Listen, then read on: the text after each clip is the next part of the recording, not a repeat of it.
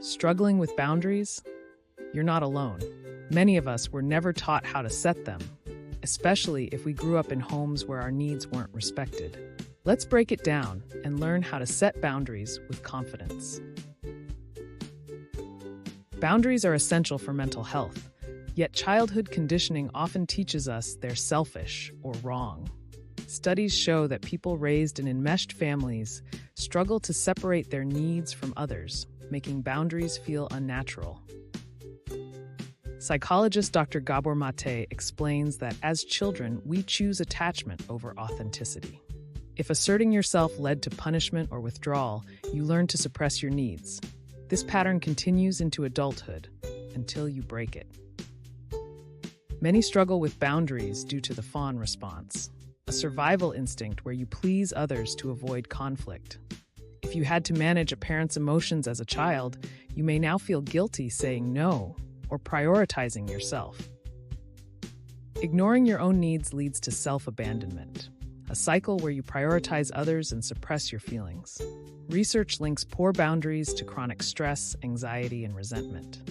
The cost of avoiding conflict is self-betrayal. So how do you start setting boundaries?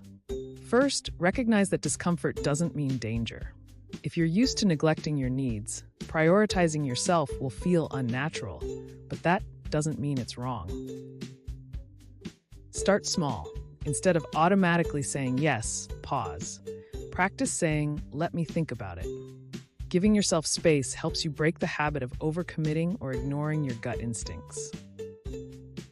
Use boundary scripts to make saying no easier. Try, "I can't commit to that," or "that doesn't work for me." Practicing short, direct responses makes boundary setting less stressful over time. Boundary pushback is normal. People who benefited from your lack of boundaries may react negatively at first. This doesn't mean you're doing something wrong. It means you're shifting the dynamic. A study on interpersonal relationships found that setting boundaries actually increases respect over time. Your nervous system might resist at first.